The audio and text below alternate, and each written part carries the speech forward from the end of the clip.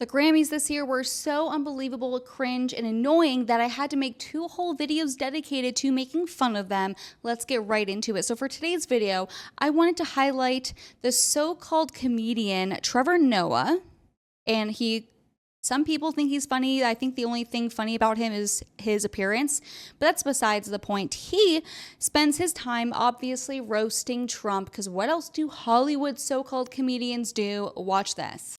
Queen Bee is back.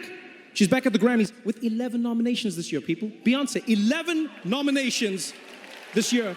And she could win Album of the Year for the first time ever for her smash country album, Cowboy Carter.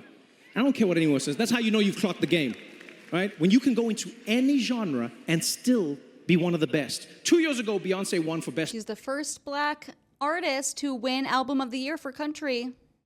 Is it a coincidence that we're in the age of DEI?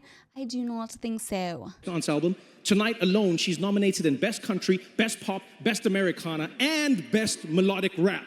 Yeah, Andre 3000 better watch out. Next year, she's coming for that flute throne. Yeah. That's probably why she's not here. She's in the car practicing her scales. Don't mess around with Beyonce. Oh, and yesterday, Beyonce announced her new tour. Yes. Everyone saw that. I will say, though, Beyonce, there's tariffs. We can't afford a new tour. Right? Maple syrup is about to be $50. Speaking of history... There we go. The left-wing propaganda machine wants to spread fake news about the tariffs, which is honestly comical considering the win that Trump has seen about his tariffs as of breaking news today, which I will get into at the end of this video. But what else I wanted to show you guys regarding the DEI appraisal and simping for DEI that we saw at the Grammys last night. It was historic simping for so-called diversity, aka racism. You know, Democrats are the real racists. By the way, if you enjoy videos like this, make sure you subscribe, like today's video, comment down below, help boost it in the algorithm. But yeah, let me show you guys this. So Doechii, who I've never heard of before, let me show you guys, let me bring up my Twitter here. Apparently she rolled her eyes at Trevor Noah's immigration joke. Watch this. The best in music as voted on by the 13,000 members of the Recording Academy and 20 million illegal immigrants. And tonight, no matter what happens, history will be made. Some artists, like Sabrina.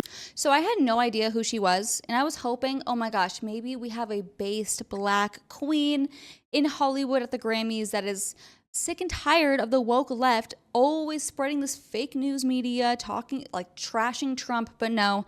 I was sadly mistaken. I look her up, and apparently she is an American rapper and singer, and she won Best Rap Album, by the way. And when asked by Chrishell, by the way, let me know if any of you have watched Selling Sunset. I'm a huge fan of reality TV, and I actually want to start covering reality TV way more on the show because it's honestly one of my passions, okay? I'm obsessed with it. Too much, to say the least. Anyways, when asked from Chrishell, who is a Selling Sunset queer icon, she's the worst on the show, by the way. If you know, you know. Anyways, you'll see this, but she says when she's asked about what she wants to see more of in the music industry, and guess what she says? Guess what? I want to see more gay artists. Watch this. Yeah. We're excited for you. This Tom Brown moment also amazing. What would you say you want to see more of in the music industry when it comes to representing? I want to see more gay artists. I want to see more gay artists and more. Wow. How about I want to see more talented people, talented artists? What does your sexuality have to do with your ability to create and perform music? Seriously, literally, what does that have to do? Imagine if someone were to say, you know what I want to see more of in the music industry? White men who are straight and who are homophobic. Obviously, no one would ever say that, but we're in the age of DEI where we want to put people on a pedestal just because they sin every time they have sex or there's, you know what I mean? They're gay. Okay, cool. That's literally gay. Now, finally, I actually have some refreshing news from the Grammys. Here is, let me pull this up, singer-songwriter Joy Villa. She defends Trump. She's very pro-MAGA. I've seen her for years. When I used to have a TikTok before they banned me for being too honest, so rude. She said, or she's always been pro-Trump for years. She's gone viral for wearing like a MAGA beautiful red gown. Maybe I'll pull it up here. if I have time, to these award events in the past, but watch this. Watch this. This is amazing. I think the ones that should be deported are being deported. To be honest, I'm a Latina. My family came from this country to this country legally, and I love to see human traffickers deported. I don't want to see them here. I want us to be free for all colors, for all people. Like, that's what makes America great again. So we can create, so we can live. Like, as an artist, as a musician, I want to be able to walk at night and not think that I'm going to get killed by an illegal alien. And so those are the people getting deported, and those are the people that should get deported. Amen. Go off, Black Queen. So you can't say I'm sexist and against Black people. She is my Black Queen. And good for her. Look at her hat, too. It says, "The hat stays on." I love that. And by the way, guys, in response to this, you see Shakira get so offended. And she dedicates her Grammy win to immigrants, calling them, "All my immigrant brothers and sisters in this country, you are loved, you are worth it, and I will always fight for you." Watch this, and please, guys, if you're queasy, please have a trash bag near you because you might vomit. Just watch. I want to dedicate this award to all my immigrant brothers and sisters in this country. You're loved, you're worth it, and I will always fight with you. Her hips may not lie, but neither do I. I've always hated her music, cannot stand the woke stuff being shoved down the throats of the American people. Also, her and Christina Aguilera, you guys know what I'm talking about, where they sing, they're like they have this like weird thing in their throat. I hate it. I cannot stand it. Anyways, as promised, I wanted to go over how Trump actually had a major victory when it comes to his policy regarding tariffs, so let me move on to that. And of course, if you enjoy videos like this, please subscribe, like, comment, do it all. Let's get into the amazing MAGA news. So as you can see here, posted from Benny Johnson on Twitter, Mexico, and this is breaking news as of today, Mexico surrenders to President Trump after intense negotiations. The president of Mexico has bowed to Trump's demands.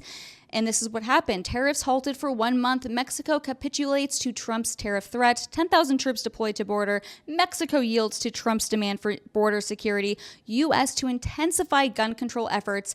Mexico concedes to Trump's terms on arms trafficking. Amazing stuff here. And here, this is from Charlie Kirk.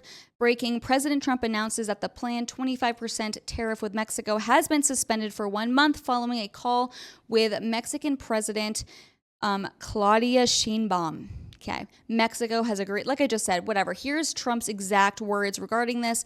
"I just spoke with President Claudia of Mexico. It was a very friendly conversation wherein she agreed to immediately supply 10,000 Mexican soldiers on the border separating Mexico and the United States. These soldiers will be specifically designated to stop the flow of fentanyl and illegal migrants into our country." I love how we capitalize the scene country. Yes, go off king. Anyways, we further agreed to immediately pause the anticipated tariffs for a 1 month period during which we will have negotiations headed by Secretary of State Little Marco Rubio, Secretary of Treasury Scott Bessent, and Secretary of Commerce Howard Lutnick, and high-level representatives of Mexico. I look forward to participating in those negotiations with President Sheinbaum as we attempt to achieve a deal between our two countries. And this may be one of the few times I actually agree with Ben Shapiro, but he has been formerly a never Trumper, obviously supported Ron DeSantis. I forgot his last name. Oh my gosh, DeSantis. Ron DeSantis. Wow, I almost forgot his name. Kind of based of me. Anyways, Ben Shapiro said, "Nobody applies leverage like Trump. Nobody. I am an advocate of free trade on a principled level when it doesn't threaten key national industries and national security, which is why we should tariff China. In a vacuum, trade wars are not good or easy to win. But Trump says he likes tariffs in order to demonstrate commitment in a game of chicken. You want to do a trade war? Fine. I love trade wars. Let's play." And thus prying a massive concession from the Mexican government on that basis is a masterful use of economic leverage, which that's kind of how I view tariffs. I tend to be someone that wants to abolish taxes, right? I don't want the American consumer to have to brunt the cost of these tariffs. However, it really is a very smart use of political and economic leverage when it comes to getting other countries to bow down to what we demand and want. So that's amazing. Total Trump victory here. If you made it to the end of the video, make sure you comment an orange heart. Thank you guys so much. I'll see you guys next time. Comment MAGA too. Bye.